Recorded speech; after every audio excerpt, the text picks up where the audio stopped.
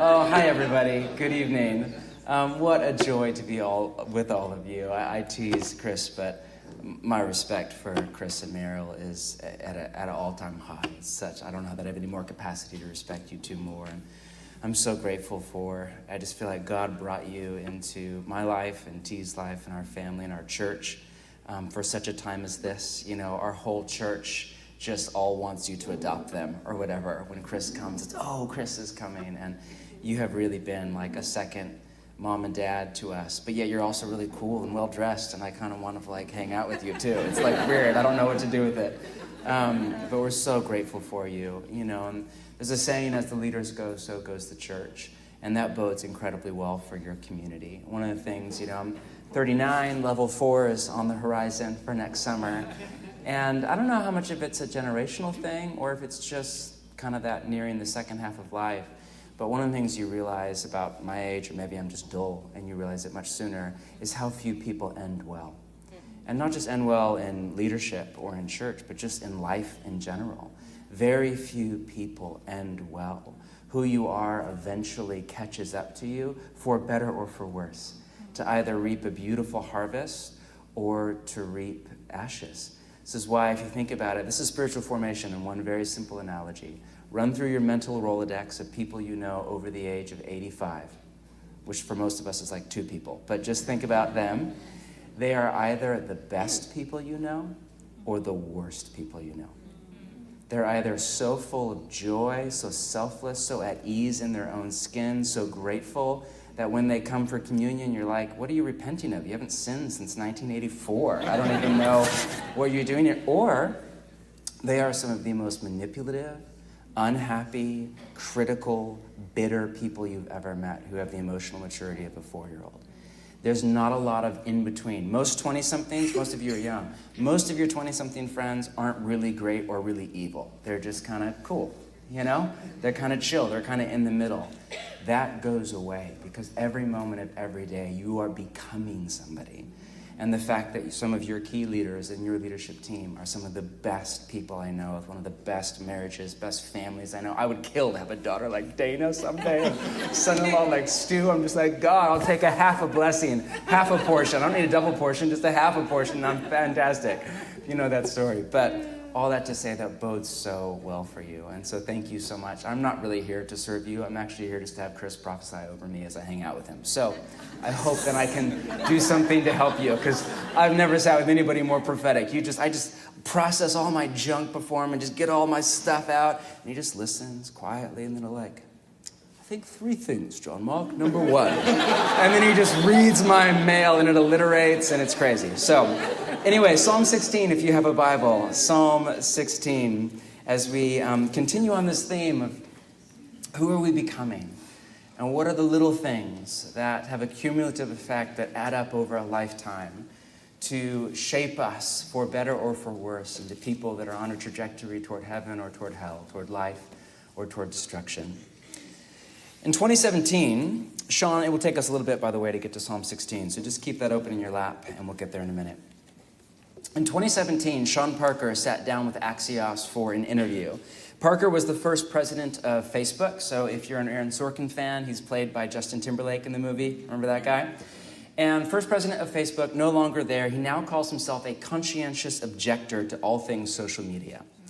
In the interview, he said this about the social media platform that he helped to create. Quote, God only knows what it's doing to our children's brains.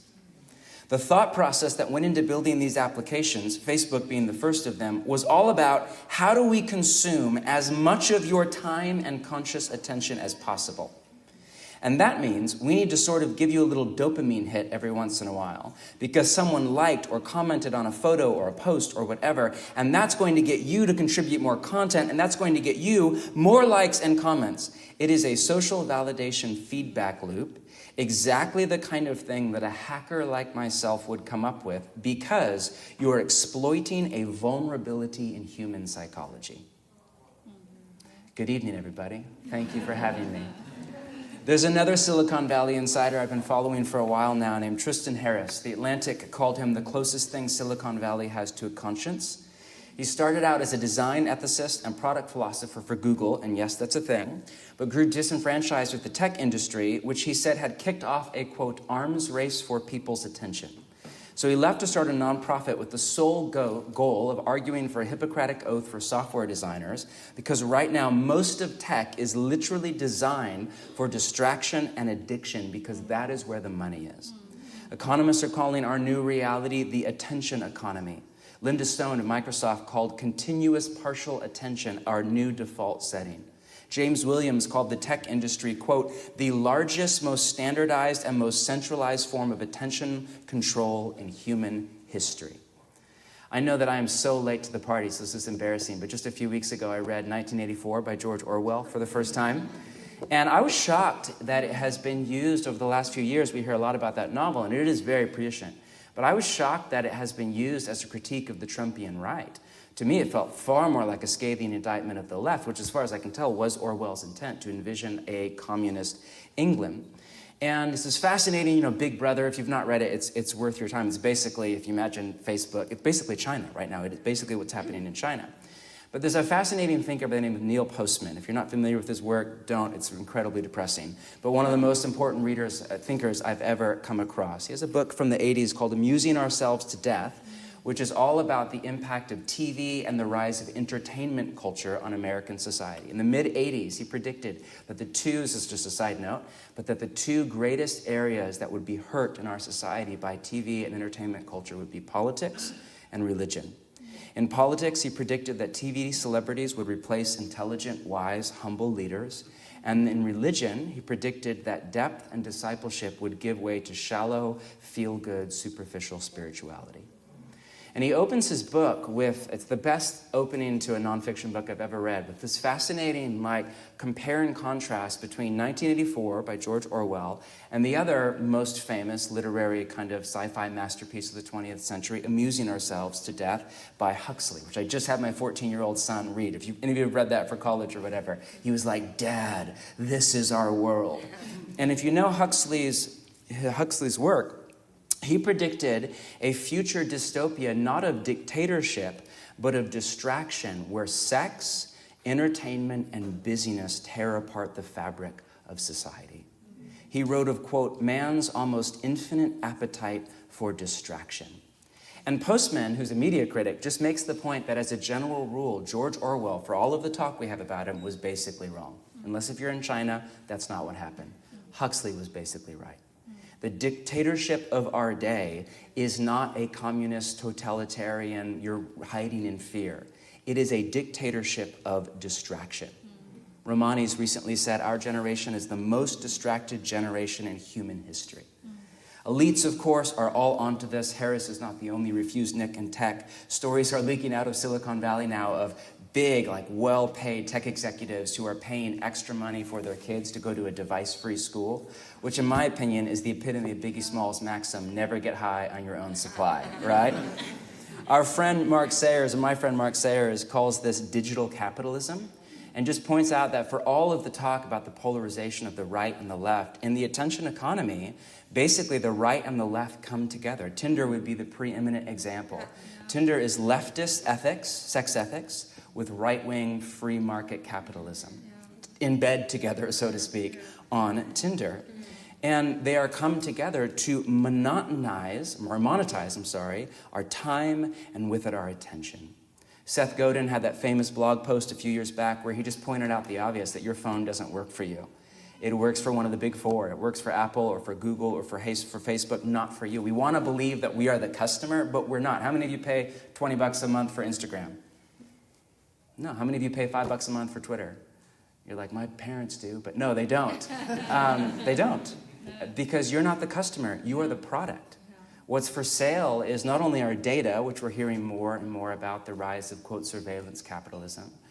And that's terrifying because it enables companies we're more manipulative, we're easier to manipulate with marketing. But what's really terrifying is what is for sale is our time and our attention. That's what is for sale. I don't know about you, but I'm shocked every week at the end of the week when I get my little iPhone, it tells me how much time I spent on my phone. And I'm always like so embarrassed. And like, I thought I had a family and a job. Apparently I just have Instagram. I don't know. Because how in the world I lost so much time. A study last year found that the average iPhone user touches their phone 2,617 times a day, is on their phone for 2.5 hours over 76 sessions. That's average. That's your like great aunt in Iowa too. For millennials, the average millennial is twice that. Over 5,000 touches a day, over 5.5 hours a day. Harris points out that slot machines, this was a bizarre factoid, make more money than the entire film industry and all of baseball combined. Slot machines. Because, one, it's addictive. Once you start, apparently you can't stop. And I'm a Christian, I don't gamble, so I would not know. But, and two, it's just a little bit here and there. It's just a quarter here, it's just a buck there, it's just a couple dollars change there. And next thing you know, all of this money is gone, just swallowed up. And Harris just makes the point that the same thing happens. We lose so much time into the black hole of the device, and not just our time, really the threat that has all sorts, some of you have time to burn, but what really is the threat is we lose our capacity to pay attention. Yeah. Edith Wharton, the first woman to win the Pulitzer Prize for Literature, was the one who coined the phrase that we hear on a regular basis now, the power of sustained attention. She coined that phrase over a century ago as she was railing about the threat of this new technology called radio on the West's ability to think deeply and well. Scientists tell us that our attention span is dropping with each passing year. In 2000, for the average American, it was at 13 seconds. So it's not exactly like we had a lot of wiggle room, in my opinion. Now we're down to 8 seconds. To put that in perspective, a goldfish has an attention span of 9 seconds. We're losing to goldfish. True story. I read that in a scientific journal. And I don't want to come as your guest tonight and drink your wine and just come as the harbinger of doom.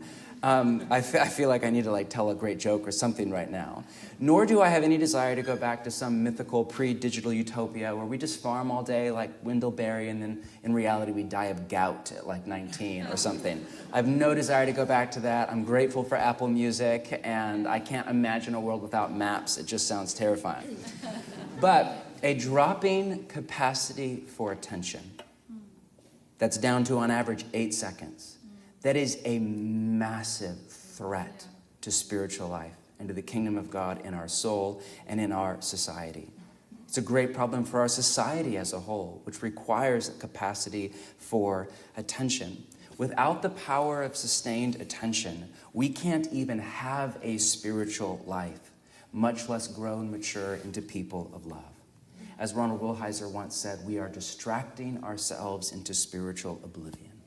So, harbinger of doom, rant over. What to do? Is there a way forward for those of us who have an iPhone and want to follow Jesus and grow and mature into people of love? Well, I think meta-narrative, I don't have time to waste hours of your evening on this. I think meta, kind of 30,000 feet level, whatever the way forward is for the church in the West, it's some kind of a rule of life. Now, this is ancient language. No millennial would ever coin a phrase that had the word rule in it and speak of it in a positive light. But rule of life is ancient but very common language in the church until very recently. Notice that it's rule, singular, not rules, plural. So not rules for life, rule of life. The original word in Latin was regula, and it literally means a straight line. That's where we get the word ruler. It's also where we get the word regulation. And a number of scholars, as debate on this, argue that it was the word used early on in the first couple of centuries of the church's history for a trellis under a vine in a winery. Either way, whether or not that's what the original word means, that metaphor was used very early on by church leaders and teachers of the way of Jesus. So think of Jesus' metaphor in John chapter 15, what I would consider one of his most important teachings. I think if I was stranded on the desert island and you get one page of the Bible, I would go with either Psalm 23 or John 15. It's a toss-up. And in John 15, you basically get Jesus' working theory of spiritual formation in the version of a metaphor. Jesus' process of how you grow and mature, in his language, bear fruit, which he later defines in John as love and joy and peace. Not just emotions, but the kind of people that we become as we follow Jesus. People who are loving, who are joyful and grateful, at ease in our own skin, and who are a non-anxious presence in the world. This is who we want to grow and mature into. And in Jesus' basic metaphor for how we grow and mature into people of love and joy and peace, it's very simple. You abide in the vine. That is how you bear much fruit, meaning you live in relational connection to God himself. Just this 24/7, you live in awareness of and connection to God by Jesus through the Spirit all day long. And as you do that over a lifetime, you become a person who is like Jesus, who's loving and joyful and peaceful. And what early teachers of the way of Jesus said is, all right, let's play with that metaphor. For a vine to bear fruit, it has to have a trellis. It has to have some kind of a support structure to get it up off the ground. Otherwise, it will bear a fraction of the fruit that it is capable of. And the little that it does bear will be vulnerable to predators, wild animals, and to disease. So you have to get it up off the ground, you have to create space, and you have to index it in a certain direction toward growth and wholeness. And in the same way, we as followers of Jesus need some kind of a support structure, some kind of a rule of life. What a trellis is to a vine in a winery, a rule of life is to a follower of Jesus in the modern world. A rule of life I would just define as a schedule and a set of practices and relational rhythms, both scheduled and spontaneous, that create space for you to order your entire life around abiding and to live in the deepest, in alignment with the deepest desires of your heart. Now, there's so much we could say about rule of life, and while I think it's the future of the church, there's so much we could say about that. Here's what I want to say tonight. Even if you are like, say, super type A, or just very disciplined like Meryl or whatever, and you go out this week and you craft your own rule of life, and it's thoughtful but accessible, you don't overdo it, and you know what Margaret Gunther calls first week of Lent syndrome, you know, where you're like, I'm going to do all the things, and then you crash and burn 3 days later, right? It's accessible, it's humble, it's crafted well for your personality and your Enneagram number, and you're an extrovert or an introvert, or how much spontaneity you need in your life, and how much rest, and it's crafted well for your stage of life, single or with a little kid, and it's just, you do a really excellent job. You craft a fantastic rule of life. Even if you do that, the odds are that this will sabotage your best intentions. If your rule of life does not only take into account, but find a way to mitigate against, to ruthlessly eliminate digital distraction, the odds are that it will likely fail.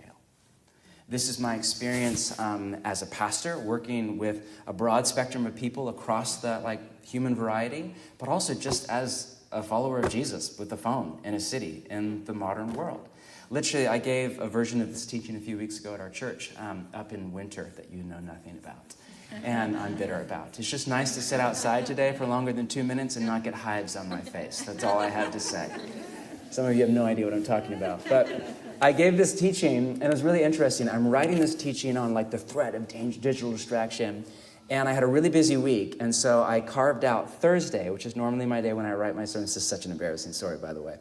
And the night before, I answered all my text messages. I turned my phone all the way off. I put it in a drawer, away in the dark, and I made a commitment to myself that I would not take it back out and turn it back on until after I was done writing my sermon the following day, sometime between 4 and 6 p.m. Sounds great. Got up early the next morning. All my willpower muscle is ready to go. Got into it, made it about 4 hours into kind of deep work, just really head down. I was humming. I was coming up with great stuff, goldfish, all sorts of good stuff, right? And you can only do that kind of work for so long, and so you need a little break. So I took a deep breath about halfway through, and normally what I do is I go out, run 4 or 5 miles, kind of clear my head, get outside, come back, and then I got another 3-4 hours in me. So I get up to go do that, but then I think, it was some factoid I couldn't remember. I think it was the year Amusing Ourselves to Death was published or something. So I pull up the internet to Google, what year was Amusing Ourselves to Death published? And there is an ad, an absolute embarrassing clickbaity ad. And it's a picture of Julia Stiles, and underneath, and 2 pictures of her. And one is the Julia Stiles I remember from the movies, and the other is a really bad paparazzi photo. Just, you don't want this picture of yourself on the internet. And below, the caption is, former superstars who now work a 9 to 5. And I think, oh. Now, here's where the demon of the digital algorithm comes in. The night before, this is parenting, don't judge me, please. This is horrible parenting. I have 2 boys, and the Bourne series is like one of my favorite film series of all time. So they're actually not old enough now in retrospect, but I thought they were old enough. And I thought, okay, it's time to start watching the Bourne series with my boys. So the night before, which we don't have a TV in our house, we don't normally watch any TV during the week, but I was tired, and so I got off of my rule of life, and on a Wednesday night, I stayed up with my boys, and we watched Bourne Identity. She's in that movie. And then literally the next morning, the first time I pull up the internet, there's Julia Stiles. And it's like, oh, she works a 9 to 5? I just saw her last night. And so I'm like, don't do it, don't click. I click on it, right? And then it takes you to the site that has like 20 advertisement and the 2 big green buttons, and it has a picture of a celebrity that you don't care about, and you realize, they're not going to take me right to the story about Julia Stiles. And so it's like you got to click through. And I think there's probably 10 celebrities I have to get through. So I'm like, it's okay, I got it. I need a little break. I've worked hard. So I click, and I just click right through, stay disciplined, don't look at the ads, click right through, get to number 9, click over. It's not Julia Stiles. It's Rick Moranis, Honey, I Shrunk the Kids. I'm like, I remember what happened to that poor guy. Oh, it's a tragic story. Google it on your own time, but not now. And so I'm like, all right, I got to keep going. She's likely 20. Get to 19, 20. Nope, it's not her. I get to 49. I click over. It's still not her. It's an advertisement for banana muffins. So at least the digital algorithm knows what I love. And at that point, it's done. And she was not in the 50. And so now I have to know. So now I pull up Google, Julia Stiles, where is she now?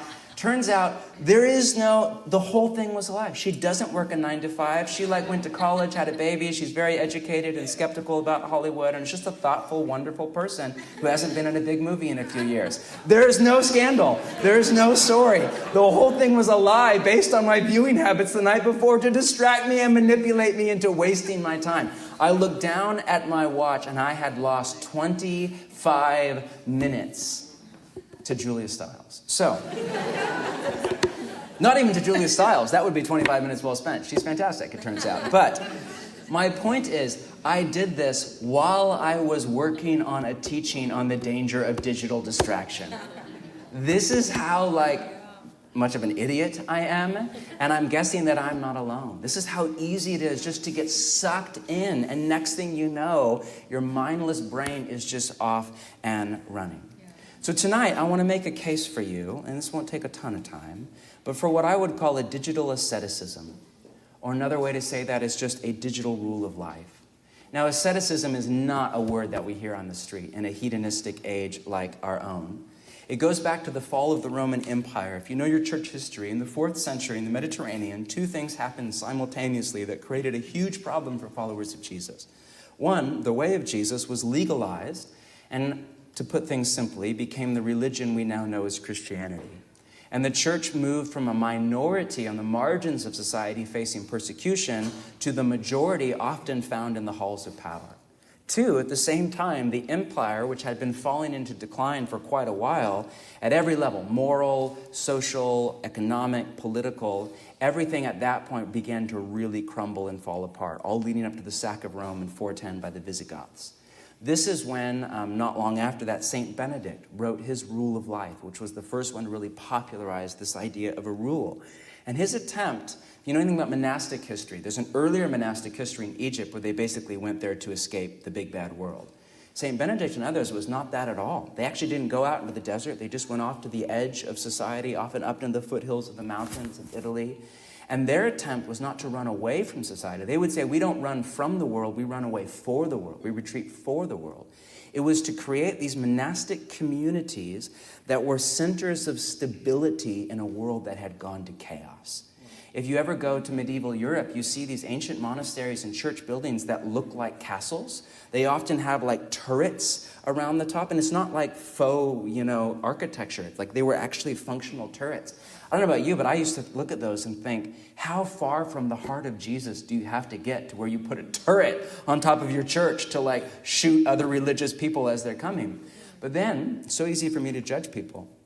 Imagine if you were a follower of Jesus right now in Mogadishu, or South Sudan, or the Congo, or Syria, or any kind of a failed state. Imagine if you're a woman in that kind of an environment. And the moment you step outside your front door, your body itself is under threat and duress.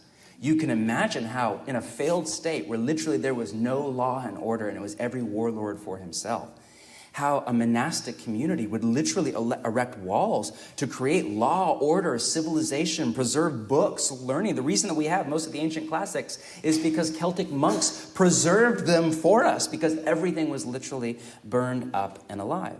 My point is that early followers of Jesus responded to the twin problems of the corruption of the church and the decline of culture, not by trying to be cool, not by getting a better Instagram account, not by trying to fit in, but rather by going the exact opposite direction toward asceticism. The word asceticism itself was a Greek word, akizomai. It was a word that in the New Testament, it's translated as discipline. And it's used by Paul and the writers of the New Testament, and it was an Olympic word, a Greek and Roman athlete word. A number of scholars argue that discipline isn't the best translation, that actually a more accurate translation is a training regimen or a workout routine. And in the same way that an Olympic athlete would put himself or herself on a very rigorous and disciplined training regimen, like I do this many, whatever athletes do. I'm not an athlete, but stuff. I read sci-fi novels from the 20th century. But whatever an athlete does, they put themselves on this diet, this sleep pattern, this intake, no alcohol, this many push-ups, this many thing, whatever, in order to become a person who's capable of running a marathon or whatever it is. Early followers of Jesus and the monks in particular, but not only the monks, would put themselves on what they called themselves God's athletes. And they would put themselves on this rule of life, on this discipline, on this training regimen, and train to become people of love. They said, we're going to put the same effort and energy that an Olympian in would to his or her race to becoming people of love and joy and peace. Wow. And many people far more erudite than myself have pointed out the many parallels between our cultural moment and that of the 4th to the 6th centuries and the decline of the Roman Empire and the beginning of the decline into the West. And have said that in a similar way that people in that time really began to lean into asceticism, into disciplines like prayer and fasting and Sabbath and solitude and retreat. Even they would take a vow of poverty at times. We need to do something similar, if not with food, then at least with some kind of our relationship to technology. And it is like at the level of radicalness of like a vow of poverty. I had a fascinating phone conversation with this guy. I was doing this interview thing for the book, and there's a person I've not heard of, but is apparently quite well known. He's a filmmaker and podcaster, a thoughtful person.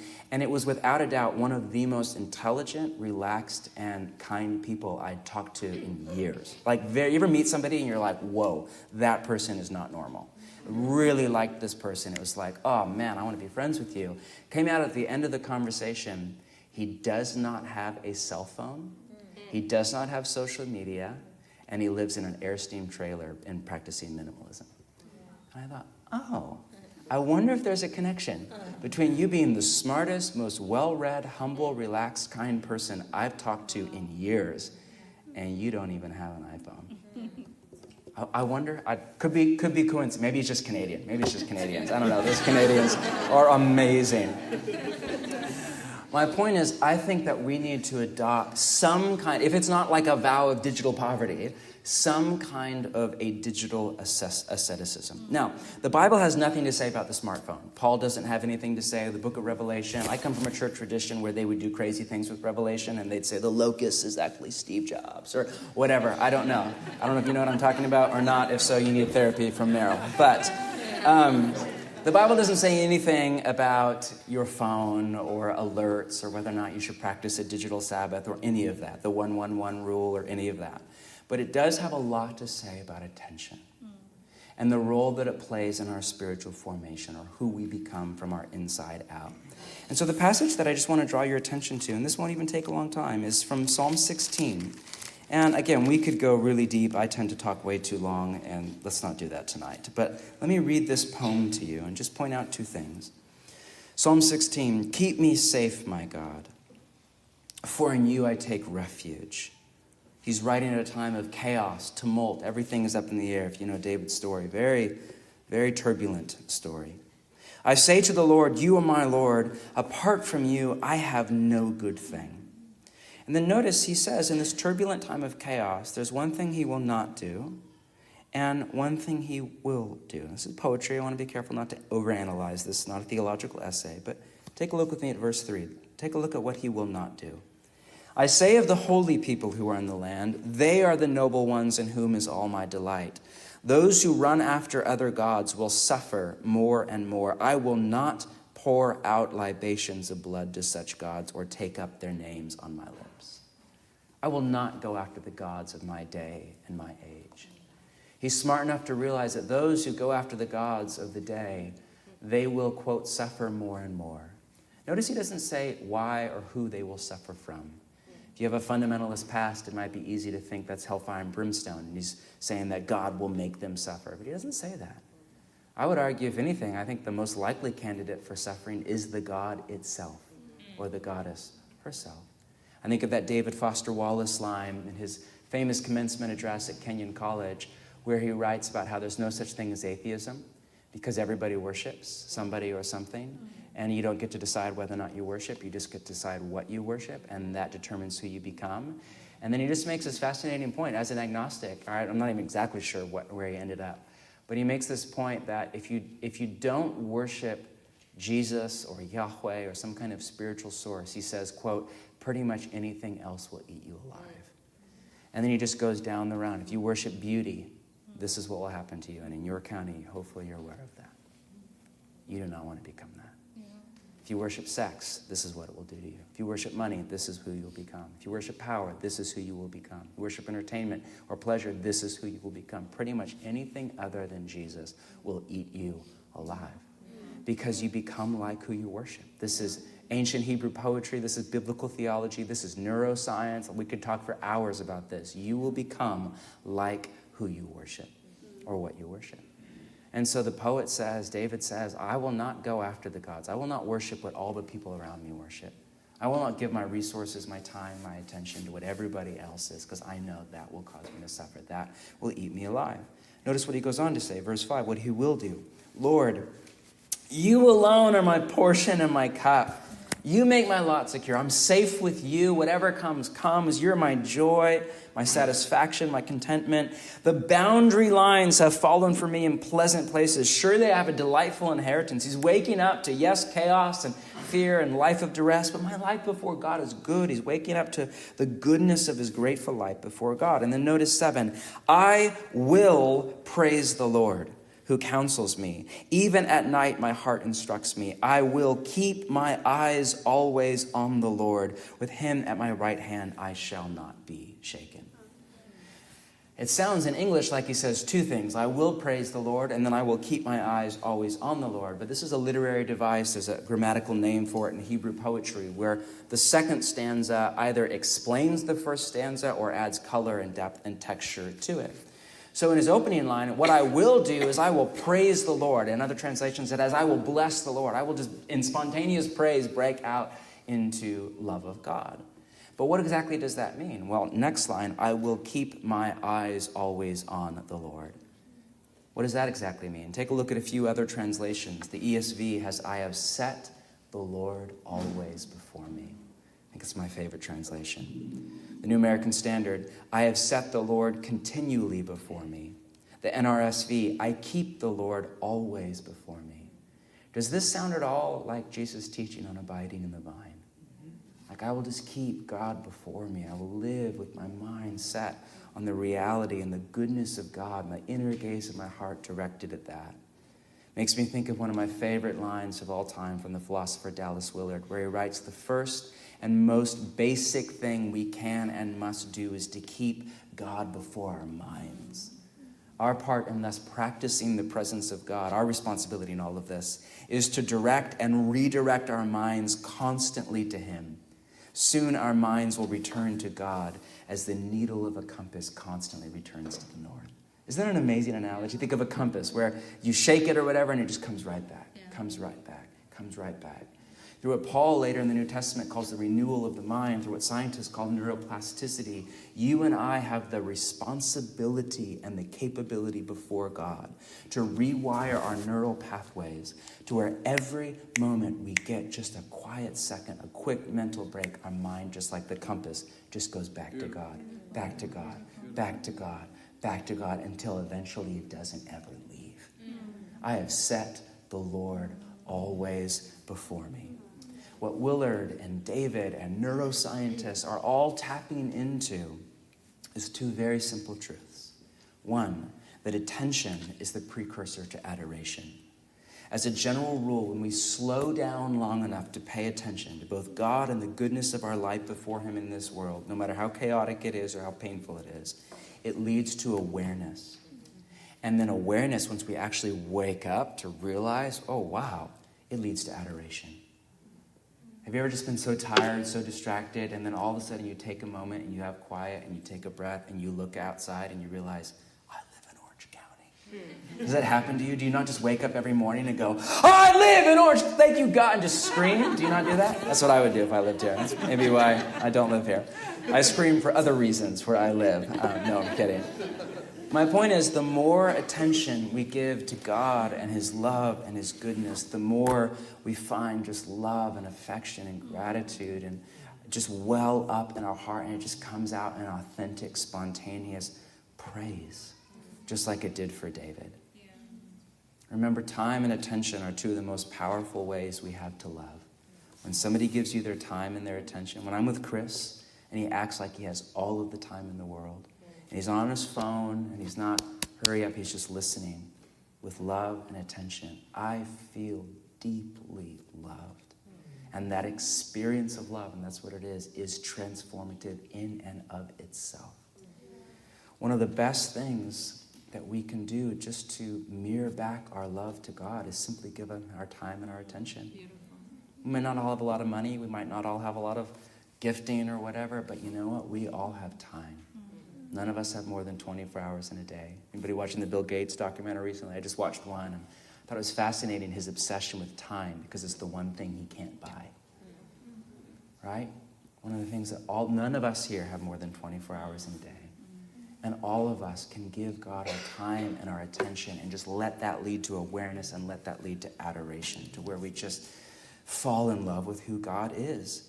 And as we do that, not only do we index our heart toward love of God, and from there we just flourish in his kingdom, but we actually set our soul on a trajectory to become like God, which is my second point. Attention is also the portal to our spiritual formation. You become like what you worship. At a neurobiological level, that's because what you give your attention to is the person you become. Your mind functions almost like the portal to your soul, meaning just your whole person. And what you fill your mind with will shape the trajectory of your character, who you do or do not become. In the end, your life is no more than the sum of what you gave your attention to. This bodes incredibly well for those apprentices of Jesus who give the vast bulk of their time and attention to him and to all that is good and beautiful and true, who curate a thought life before God, a mind that is, as Paul writes in the New Testament, governed by the Spirit, that meditates on what is true, noble, and praiseworthy, and virtuous. Wow, that bodes incredibly well. You think about God and the goodness of your life before him, you do that for 50 years, and you just wait until you're like your grandma. It's going to be amazing. If you have the good grandma. If you have the bad grandma, not that.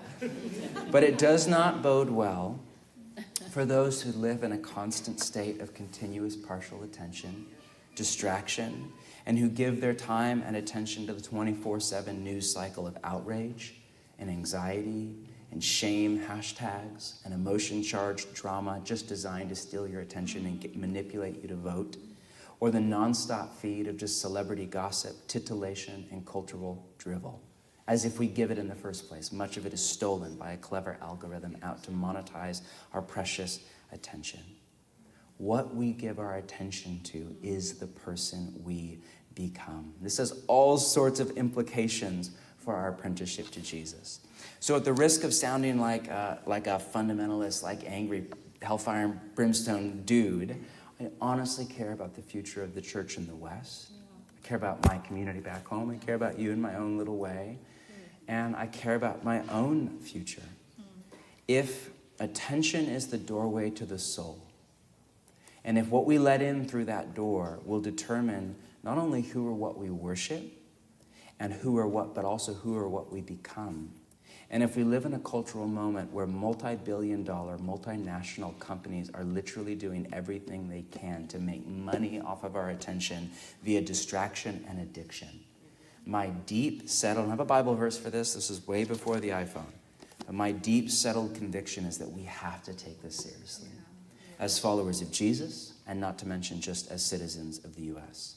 That like the St. Benedicts and others living through the fall of the Roman Empire, Augustine in Egypt, Patrick over in Ireland, we have to make sure that we don't go down with the ship. Postman, whom I referred to earlier, was a media critic, as I said, and a professor, intellectual. In a later book on technology, which is beautiful, he writes this: technology must never be accepted as part of the natural order of things. Every technology, from an IQ test to an automobile to a television set to a computer, is a product of a particular economic and political context and carries with it a program, an agenda, and a philosophy that may or may not be life-enhancing and that therefore requires scrutiny, criticism, and control. You don't have to have a cell phone. You don't have to have a TV. You know what hit me? This is so embarrassing. What really hit me about 2 years ago? I realized as a parent, I have 3 kids. My oldest boy is 14, and I have an 11-year-old and a 10-year-old daughter. It hit me. I don't have to give them a cell phone.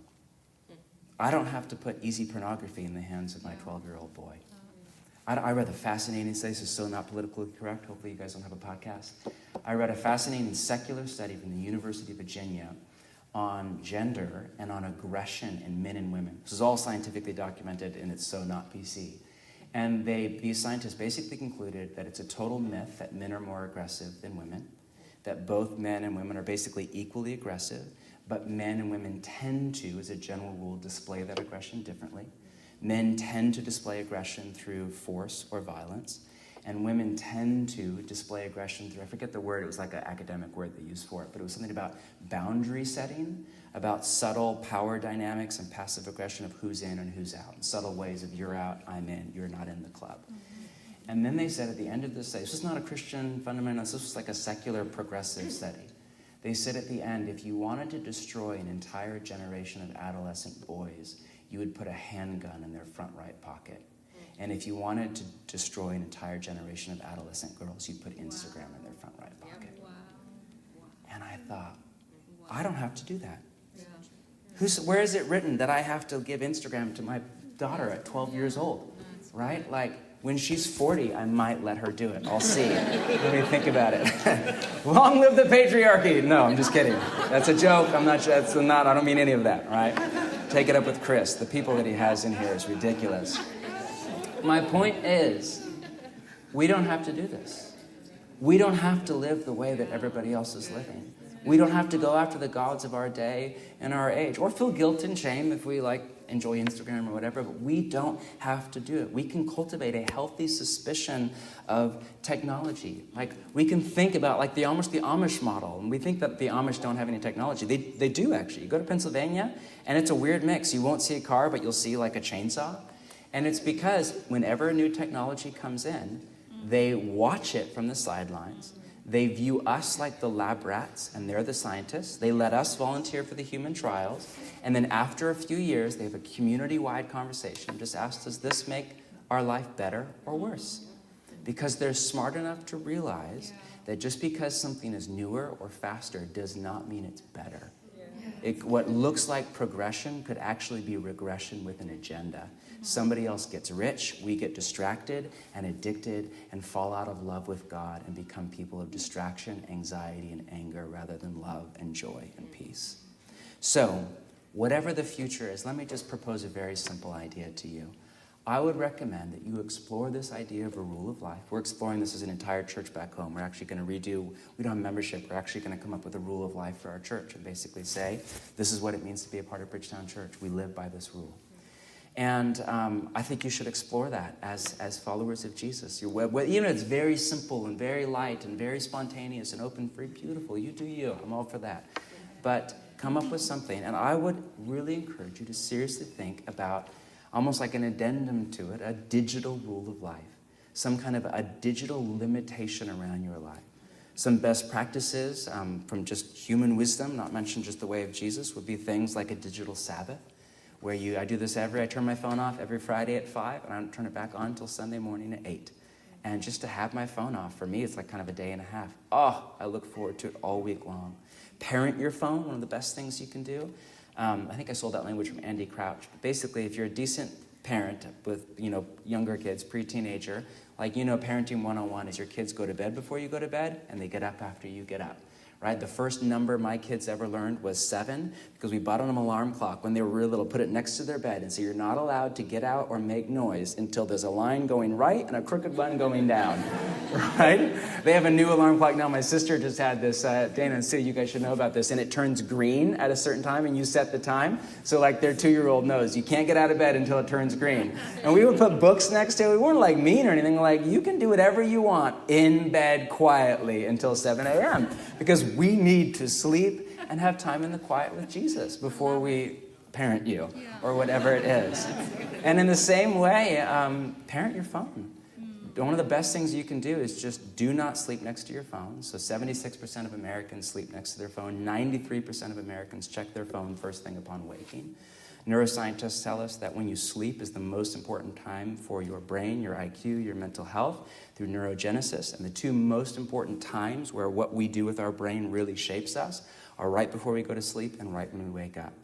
What happens to an entire generation when the last thing they think about before bed is soft porn on Netflix, and the first thing they think about when they wake up is a tweet from Donald Trump, or an Instagram account that's unrealistic beauty and a better life than it actually is, or an angry email from a boss, or a text message of what I forgot, or a fake news story? What does that do to an entire generation? One of the best things you can do is just you can do whatever you want, but we have 8:30 in our house. Phones go to bed. They're going in a closet where we close the door, and they're done 8:30 p.m., and they don't come back out till 9:30. After we've spent time in prayer, Jesus, we've welcomed our kids to the day, made them school lunch, kissed them, I do a little bit of work, and then we enter the digital world. Now, again, all of these rules are flexible. They're not legalistic. I don't feel bad. I get off of it all the time and end up watching Julia Stiles late at night. What am I saying? What's wrong with me? My point is some of these are really great. Other rules could be things like no devices in your room alone if you're a man. Turn off all alerts. Get rid of the TV in your house, or don't make it the locus point of your home. Put it in another side room. Don't make it a nudge there. So it's stuff like this. And it can even come off like rules if you want. I don't have Meryl and I like rules. We're great with rules. I don't have a problem with that. My point is, you have to cultivate a healthy suspicion of technology and not let it rule you. Yeah. I'll end with this. I don't think of Dr. Martin Luther King as a technology expert, but I came across this recently. A woman of color in our church gave this quote to me, and I just thought it was so fascinating. He writes this: the great temptation of life and the great tragedy of life is that too often we allow the without of our lives to absorb the within of our lives. The great tragedy of life is that too often we allow the means by which we live to outdistance the ends for which we live. We have allowed our civilization to outrun our culture. We have allowed our technology to outdistance our theology, and for this reason we find ourselves caught up with many problems. Wow. And as we end, I think I've been saying that for 45 minutes. I really mean it this time. But one of the reasons this is so hard for many of us is because psychologists tell us that most of our relationships to digital stuff in general, and our phone in particular, falls at least under the academic category of compulsion. We have to check that text. We have to go on Instagram. We have to watch another show, even when we know it's not good for us. And it's actually not in alignment with our deepest desires. If not full-on addiction, right? By standard psychological definition of addiction that Meryl or somebody could give to you. And, when you call somebody out on their addiction, most of us respond with blame shifting, denial, anger, minimization, whatever coping mechanism we have. But experts on addiction, and I'm not one, I know just enough to be dangerous, but experts on addiction tell us that it's not just about the neurobiology, like some addiction to this substance or drug or alcohol. That's actually the surface level problem. The much deeper problem that's much harder to solve and fix is that most addiction, whether it is a well-known one like substance abuse or alcohol, or the most socially acceptable addictions like Instagram or shopping or work, most addictions are rooted in an inability to face the pain of reality. As T.S. Eliot said, human beings cannot bear much reality. Reality is rich and it's good and it's beautiful, but it's hard and it's painful. The older you get, the more you realize that. And the great human urge is just to escape the pain of reality. And that's never been easier than ever before. If you have an iPhone, it's really easy to escape the pain of reality. M. Scott Peck, a therapist I love, defined mental health as ongoing dedication to reality at all costs. I think you could say the same about following Jesus. It's ongoing dedication to reality at all costs. What did Jesus say? You will know the truth. You will know reality, and the truth is what will set you free. But as David Foster Wallace also said, as he quipped onto that, but not until it's done with you. And often we have to actually come and face the pain of reality rather than live in a fantasy life, a fantasy worldview, a fantasy marriage, a fantasy pursuit of romance, a fantasy you fill in the blank. And this is where the gospel of Jesus is not just good news, it is the best news of all time. The gospel of Jesus is that anybody, no matter where you're at, no matter where you come from, you can have access to God the Father through Jesus. And you can live in the kingdom of God here and now, no matter what the circumstances of your life are. Matthew chapter 5, beginning on the Sermon on the Mount, first words out of Jesus' mouth, blessed, or that can be translated happy or fortunate or well off, are the poor in spirit. Meaning you can be poor in spirit. You can come to listen to Jesus on the top of the mountain poor. You can go home still poor under the boot of the empire. But you can go home now blessed. Nothing has changed in the circumstances of your life, but you are now living in the kingdom of God with Jesus. Yeah. God is now your Father, and you can say, boundary lines have fallen to me in pleasant places. I have a good inheritance. That is the gospel. Yeah. We can face the reality of life, the pain of life, and with it the joy and the goodness of our life, because no matter what comes or doesn't come, single or married or divorce or dream job or unemployment or health or sickness, it doesn't matter what. Those things matter. But no matter what comes or does not come, we can live blessed, we can live happy, fortunate, and well off because we're in the kingdom of God with Jesus. Let's stand together.